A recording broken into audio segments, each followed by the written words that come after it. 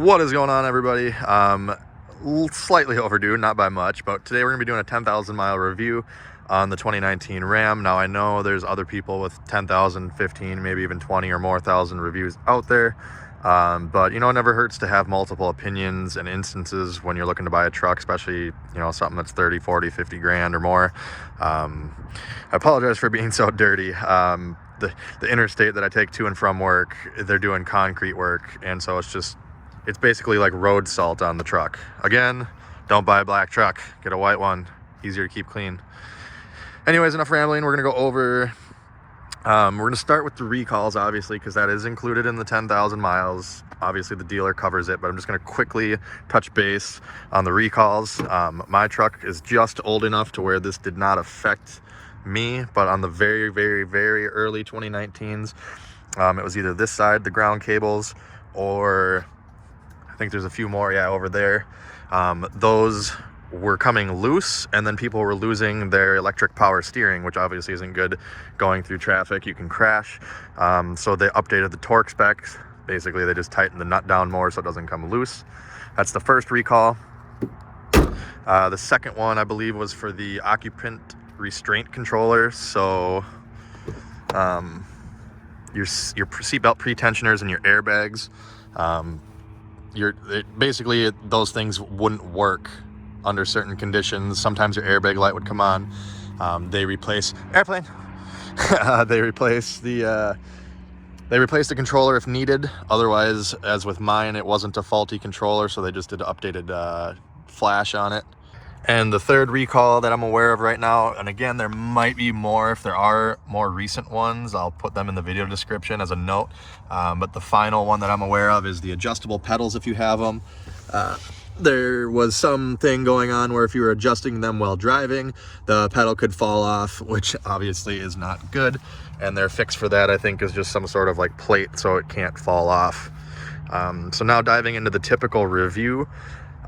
So far, it's been pretty good. Again, sorry it's filthy, but here we go. 10,000, just over 500. It's been pretty good. Only a few complaints.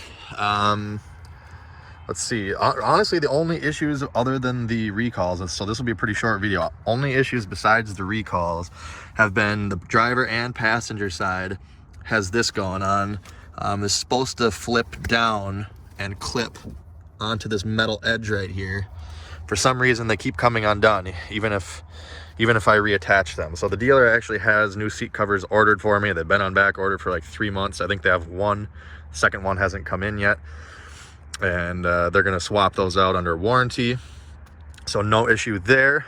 One of the other problems is, and the dealer argued with me on this, or the body shop did, there was an issue where I would open the door. It might still be happening. You can see it in one of my other videos. Yeah, you can see right here.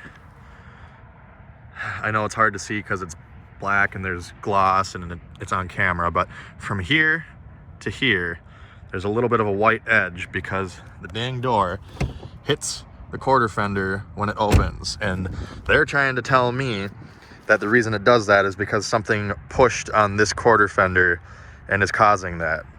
There's only one little scratch right here, and even if that was the cause, this would be dented in. You can see the body line is perfect. Nothing has shifted. So I'm gonna be going back to fight them on that one.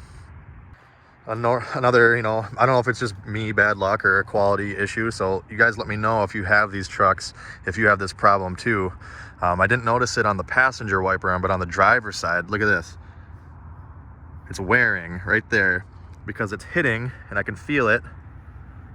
It hits the dent right here.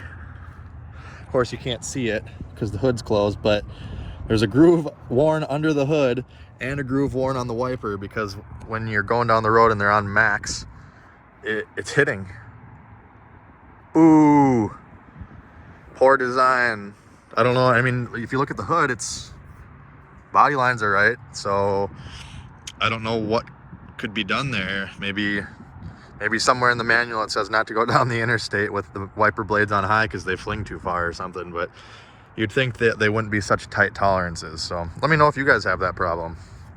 And then that brings me into the very last complaint. Actually, there's two. I lied. I can't count. I'm thinking of more as I go along. There was one, and I think I have video of this or a Snapchat. So if I do, I'll insert that here. But when it was really cold, because I'm in Minnesota, when I got the truck, basically right when I got it last January or February, it was like negative 20 or something ridiculous. And the truck was so cold that the electronics didn't like it. Like the shifter and the lights for the four-wheel drive were all flickering. Once the truck warmed up, it corrected itself. So, I mean, no electronics like the cold. I'm not really going to fault it for that. But it still is a little unsettling when you're like, oh, I just bought a $50,000 truck and stuff's flickering. But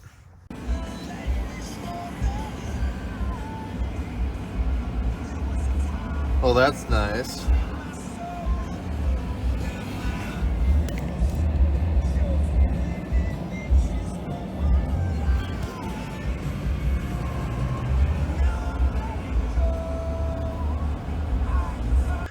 That brings us to the final one, which is this awful steering wheel.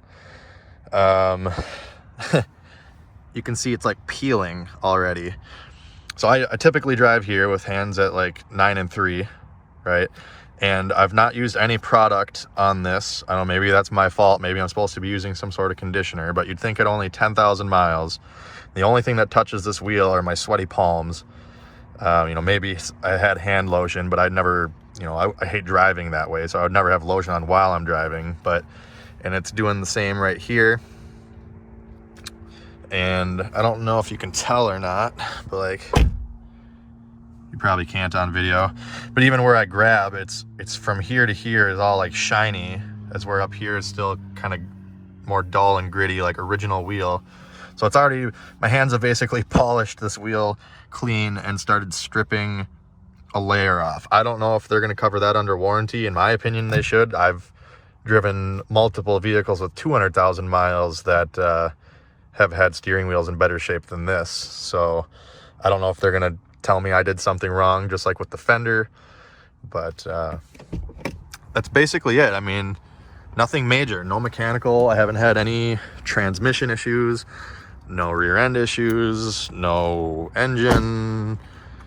Four-wheel drive's been working good. Being in Minnesota, I definitely use that a lot in the snow. So, I mean, I really can't complain too much. Now, there are things that I dislike about the truck. I'm going to make a like and dislike video. I'm not going to branch it out into two videos, kind of pointless. But yeah, keep posted for that video. I will do likes and dislikes, but I'm not going to roll the dislikes into issues within the first 10,000 miles because it's just how the truck is. It's not actually an issue with the truck. So I can't think of anything else. Hopefully this video helped you out. If you guys own one of these trucks and you have the same issues that I'm having, let me know on the wiper, let me know on the steering wheel. And if you've got a truck that's got more miles or less miles and you've got different problems than me, go ahead and post those in the comments too so people can read through those. Never hurts to have all the information at hand before buying. So hopefully this video helped you out. If it did, make sure you hit that like and subscribe button. Check me out on Facebook at Tony the Truck Guy. Thanks for watching.